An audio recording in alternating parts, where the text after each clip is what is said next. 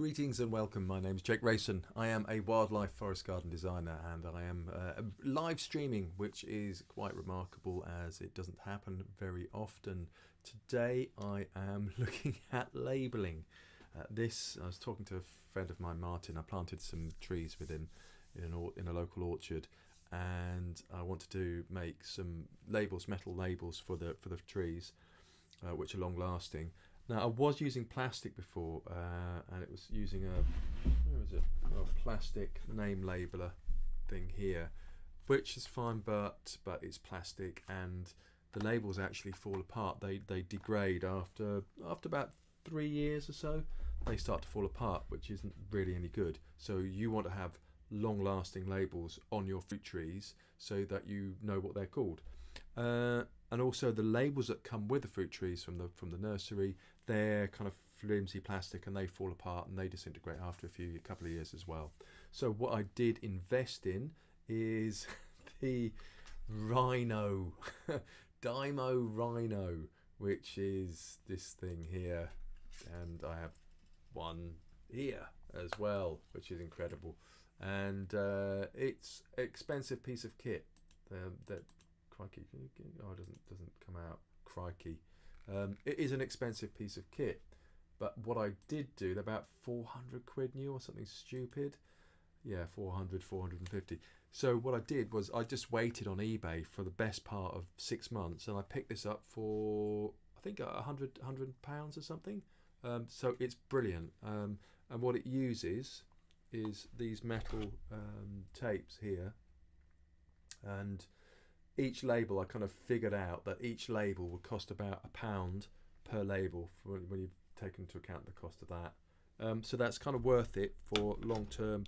You know, you've got fruit trees, and I'll just do one of these. I was going to do a whole entire live stream with me going through the list. I might do that tomorrow actually, for a laugh, and invite my friend Martin on, and see how truly boring it can be after you've got over the joy of making these labels. After the first one, it becomes very tedious very quickly. So have a look on eBay if you are interested, or really you want to do it with a where are they? Oh, they haven't got the cheap ones here. You'd like to do this is the kind of thing you want to have with a shared community garden or something larger, so you can share it out and then use it in other places. So let's do the first one. I've put this on for a reason. I'll show you why that is. That uses a length of metal there, and then brilliant website called Orange Pippin. I just used it to check all my I'd use it to check all the varieties. So it has a list of all the different varieties. For example, I've got a variety called Red Devil Apple. And you look it up and it gives you reviews and everything about it. So it's very good resource. So without further ado, let's get that list of varieties. There is something else as well, which is pretty cool. This is a new bit of software called Obsidian, which is brilliant, really amazing, just for writing notes and stuff. I use it a lot. It uses Markdown. It's called Obsidian.md. So it's if you like writing lists and keeping notes, it's a very useful piece of software, very handy. So I've written the notes here. Can I zoom in? I can't zoom in. So hopefully you can see them. So there is 17, 18, 19, 17, 18, 19, 20, 21, 22 trees. So I've got to do this 22 times. But I shall just do the first one. It has a very simple. Does that come up even? Probably not actually. No. Dial that you use, and I've got to do opal and then JA. Now the letters after, you just set it to O, and then press the thing. Set it to P. You can see why this will get boring very quickly. How exciting. OP. A. And L. Where's the space? Is there a space on here?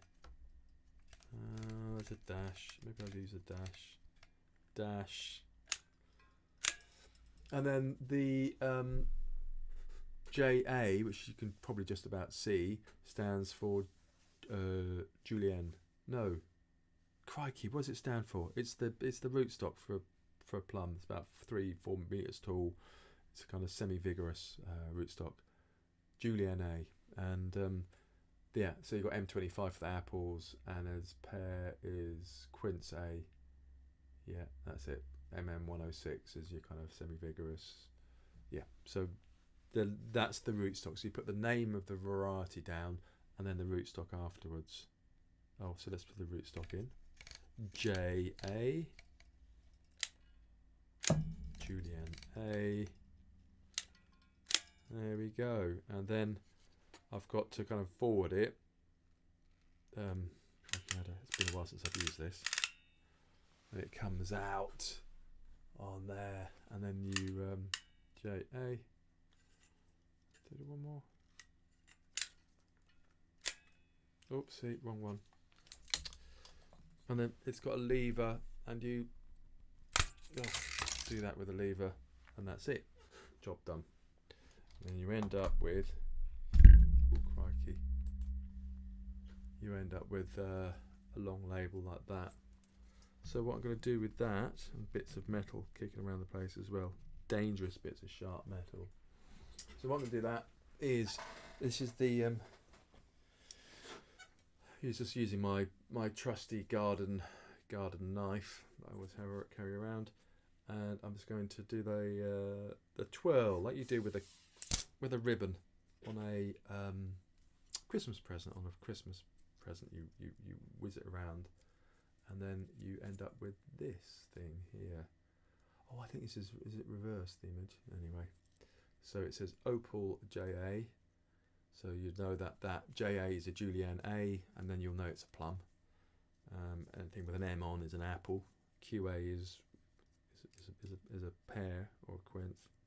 So there we go. That's it. Other kind of stuff. I was going to talk about other things. Well, I'll do another live stream tomorrow, and then just do the remaining 21 different varieties, just for a laugh. But a couple of books. I've started at my a section in my library. I'm very lucky. I've got lots of shelves in here, so I've got lots of books on. And these are the books I've been reading. So this is Less is More by Jason Hickel. Totally recommend it. I've been keeping notes on like a little postcards, and it keeps your place, but also means you can write notes on it as well. So that is brilliant. Thank you everyone who recommended that in the Forest Garden group, the Guild of Forest Gardeners. This is brilliant as well, The Dawn of Everything. I've read about a quarter of it. I got it from the library, so I've got to read it again. All right. Anyway, that's brilliant. David Graeber. Graeber is brilliant. David Wengrow is brilliant as well. Anyway, yeah, fascinating stuff. And this one is Tending the Wild, which I recommend to everybody. It's about ethnobotany and ecology, about how you can live with the land. It's this kind of anthropological sort of study of how native Californians worked with the land, and it's just really kind of fascinating from a particular, it's like forest gardening at a landscape scale, basically. Real World of Technology, Ursula Franklin, Professor Ursula Franklin, absolute gem of a book. Just makes you think, again, kind of anthropological. She's a scientist, a physicist, but also an anthropologist as well. Well, she was. But makes you think about power structures and conformity, and just fascinating stuff. And then How Buildings Learn, which is a really, really good book by Stewart Brand, who did the whole Earth catalogue, but makes you think about buildings and design and humans and everything else, gardens and design. And then the other one, actually, where the hell did that go? It's bloody gone. I did have another one in here as well, which I would share. Oh. No, gone. Oh, there it is. Now, I'm might put that in my library actually, in my A-list library. This is Ethan Marcotte, and he's the chap who did responsive web design. So he's responsible for, back in the day, for getting websites to work on mobiles, and just like a revolutionary change in the paradigm of how to do it. So it was amazing. There he is. There's a young Ethan, but he's brilliant. He's my favourite web designer. If you, but he's a really good chap, and he recommended How Buildings Learn and The Real World of Technology. So that'll go my library of fame as well. So totally recommend all those books on top of the rather boring labelling. And there we go. And I've got a new job. In other news, I've got a new job. I'm working as a biodiversity assistant for Ceredigion Local Nature Partnership, which is based at Ceredigion Council. So it's very exciting. So I've got there's lots of other projects and stuff on the go, and lots of ideas, but I shall do them another time, another stage. So I'm actually involved in meadows, which is fascinating. I like really brilliant, really amazing. Just I've got so many things, but I'll leave that for another time. So anyway, tomorrow hopefully I'll do the remaining 21 labels, and I can get them on the tree and sort them out.